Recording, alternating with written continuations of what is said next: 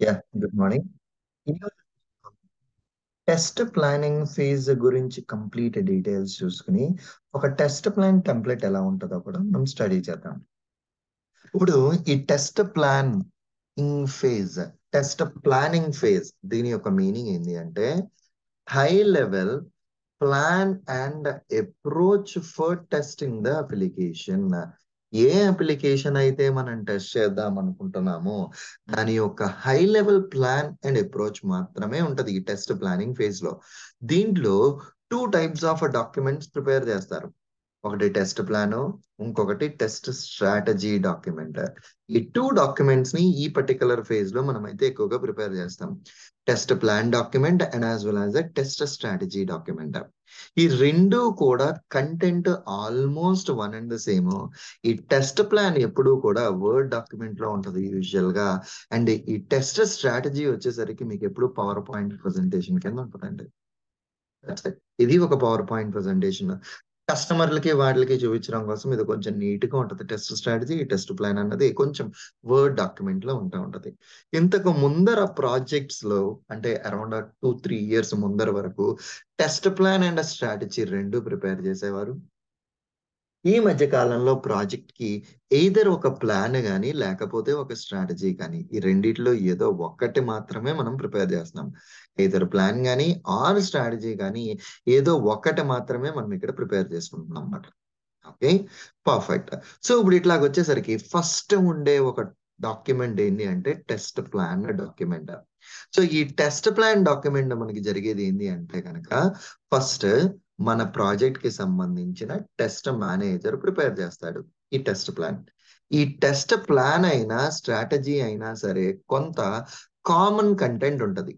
ఏముంటాయి కామన్ గా అన్న ఇన్ఫోనే ఇప్పుడు మనం ఇక్కడ స్టడీ చేద్దాం. So first of all in scope and out scope. In scope and out scope దాని యొక్క మీనింగ్ ఏంటి అంటే ఏ ఫంక్షనాలిటీ మనం టెస్ట్ చేస్తున్నాము అన్నది ఇన్ స్కోప్ అవుతుంది. ఏ ఫంక్షనాలిటీ మనం టెస్ట్ చెయ్యట్లేదు అన్నది అవుట్ స్కోప్ అవుతుంది. ఎగ్జాంపుల్ ఎలా చెప్పాలి అంటే ఫర్ సపోజ్ మన కంపెనీ వాళ్ళు www.lebby.com డెవలప్ చేస్తున్నారు.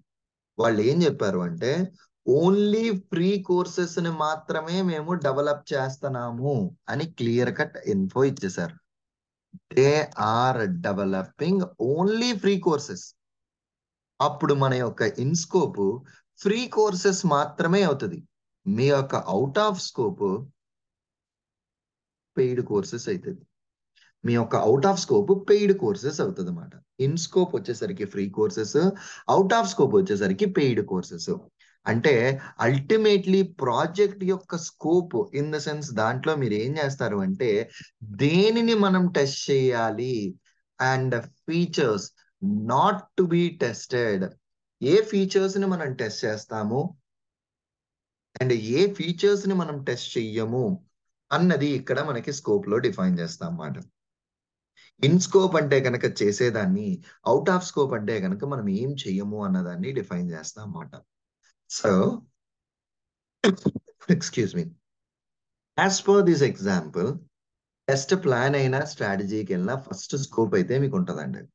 అది ప్లాన్ అవని స్ట్రాటజీ అవని ఏదైనా స్కోప్ అయితే స్టార్ట్ అవుతుంది. స్కోప్ తర్వాత first of all project details కూడా ఉంటాయి. ఏంటి ప్రాజెక్ట్, ప్రాజెక్ట్ గురించి హై లెవెల్ ఓవర్వ్యూ ఏంటి, అందులో ఏమేమి మాడ్యూల్స్ ఉంటాయి, ఏంటి ఈ ప్రాజెక్ట్ కి సంబంధించిన కొంత హై లెవెల్ డీటెయిల్స్ అయితే ప్రాజెక్ట్ డీటెయిల్స్ కూడా ఇక్కడ ఉంటాయి. అండ్ ప్రాజెక్ట్ డీటెయిల్స్ కాకుండా ఇంకా అడిషనల్ గా టైప్స్ ఆఫ్ టెస్టింగ్స్ అంటే ప్రాజెక్ట్ కి ఫంక్షనల్ టెస్టింగ్ ఉందా, పర్ఫార్మెన్స్ టెస్టింగ్ ఉందా, సెక్యూరిటీ టెస్టింగ్ ఉందా, ఏ టైప్ ఆఫ్ టెస్టింగ్ అప్లై అవుతుంది అన్నది డిసైడ్ చేస్తారు. Who all are working on the projects and what's their designation. Okay, వాళ్ళ డెసిగ్నేషన్ ఏంటి, వాటితో పాటు what's their roles and responsibilities. వాళ్ళ యొక్క రోల్స్ అండ్ రెస్పాన్సిబిలిటీస్ ఏంటి, ఈ ప్రాజెక్ట్ మీద పనిచేసే వాళ్ళ యొక్క రోల్స్ అండ్ రెస్పాన్సిబిలిటీస్ ఏంటి, who all are working on the project and వాళ్ళ డెసిగ్నేషన్ ఏంటి, వాళ్ళ యొక్క రోల్స్ అండ్ రెస్పాన్సిబిలిటీస్ ఏంటి, ఇవన్నీ డిఫైన్ చేస్తారు. వీటితో పాటు అడిషనల్ గా నెక్స్ట్ ఉండేది ఏంటి అంటే కనుక వీటితో పాటు నెక్స్ట్ మనం ఇక్కడ లిస్ట్ డౌన్ చేసేది స్కెడ్యూల్, అంటే టెంటేటివ్ టైమ్ లైన్స్. ఒక 1 వీక్ డిజైనింగ్ కి, ఇంకొక 1 వీక్ ఇంకొక యాక్టివిటీ, ఇంకొక 1 వీక్ ఇంకొక యాక్టివిటీకి.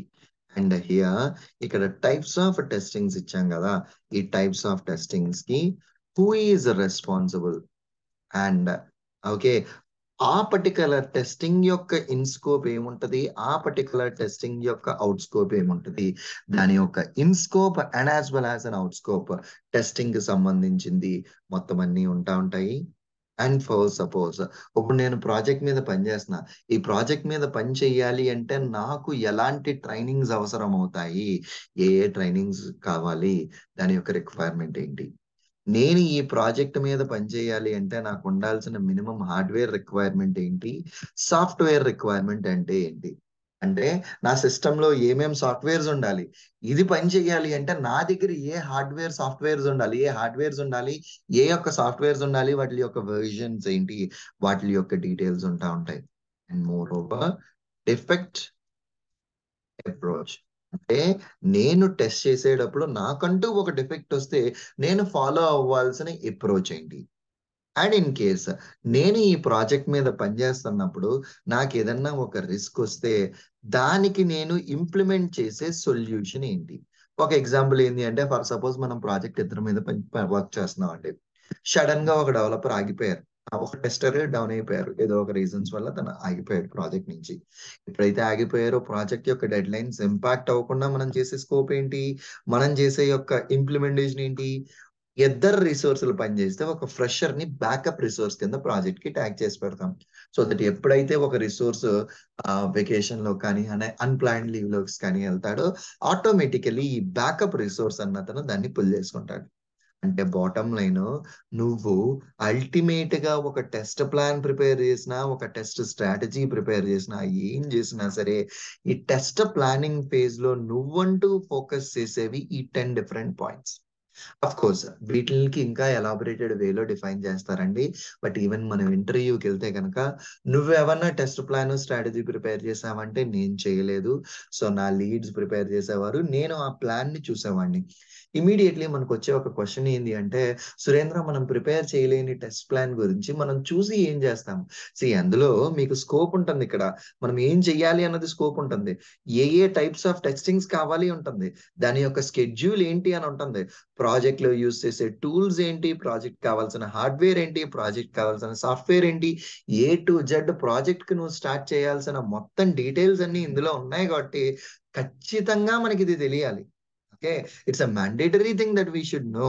ఓకే, ఇది తెలిస్తేనే ఫర్దర్ గా we can do any other activities.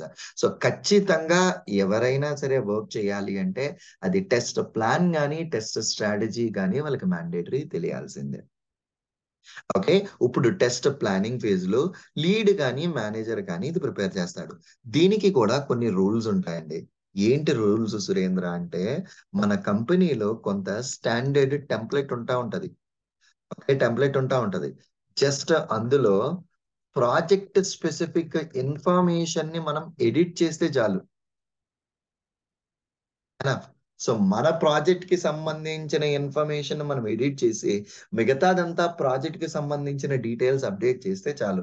అంటే మీకు ఇప్పుడు 10 సెక్షన్స్ చెప్పాను కదా, డాక్యుమెంట్ లో ఒక 20 సబ్ సెక్షన్స్ ఉన్నాయి అనుకోండి, ఈ 10ని ఎడిట్ చేస్తే చాలు, మిగతా 10 కూడా కంపెనీలో ఏ ప్రాజెక్ట్ ఉన్నా ఫాలో అయ్యే ప్రాసెస్ అది. ఇందాకటే ఎగ్జాంపుల్ లో ఇది 10 పాయింట్స్ చెప్పాను కదా, ఈ 10 పాయింట్స్ లో డిఫెక్ట్ అప్రోచ్ అన్నాను. ఇప్పుడు నేను జీరా అన్న టూల్ మా కంపెనీలో వాడుతున్నాను. నా కంపెనీలో ఎన్ని ప్రాజెక్టులు ఉన్నా నేను వాడేది జీరాయే, అంటే నేను ఫాలో అయ్యే అప్రోచ్ అంతా ఒకటే.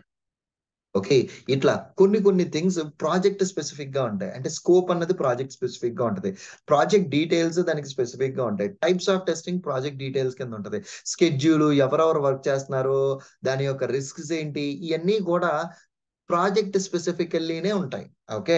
ప్రాజెక్ట్ స్పెసిఫికల్లీ ఉన్న డీటెయిల్స్‌ని ఎడిట్ చేసి మిగతాది మనం స్టాండర్డ్‌గా వదిలేస్తే గనక దాన్ని మనం అల్టిమేట్‌గా ఏమంటాము అంటే గనక ఈ టెస్ట్ ప్లానింగ్ ఫేజ్‌లో ఐదర్ ప్లాన్ గాని, స్ట్రాటజీ గాని. అల్టిమేట్ పాయింట్ ఏంది అంటే ప్రతి ఒక్కళ్ళు అన్ని ప్రిపేర్ చేయరు ఈ టెస్ట్ ప్లాన్‌లో. ఒక స్టాండర్డ్ టెంప్లేట్‌లో ప్రాజెక్ట్‌కి సంబంధించిన ఇన్ఫర్మేషన్ ఎన్ని పేజీల్లో ఉంటే అన్ని పేజీల్లోని ఎడిట్ చేసేసి మిగతాదంతా యాస్ ఇట్ ఈస్‌గా వదిలేస్తాము. This is all about a test planning. But test ప్లానింగ్‌లో ఇంకా 2 డాక్యుమెంట్స్ ఉన్నాయనుకున్నాం. Plan and strategy. ఇప్పుడు నేను చెప్పిన ఈ 10 పాయింట్స్ ఈ రెండిట్లకి కామన్‌గా ఉంటాయి. బట్ అసలా టెస్ట్ ప్లాన్ ఎలా ఉంటది? అందులో ఏం కాంపోనెంట్స్ ఉంటాయి? టెస్ట్ స్ట్రాటజీ ఏముంటది? అందులో ఏమేమి సబ్ కాంపోనెంట్స్ ఉంటాయి అన్నది మన యొక్క నెక్స్ట్ సెషన్‌లో చూద్దామండి. ఓకే.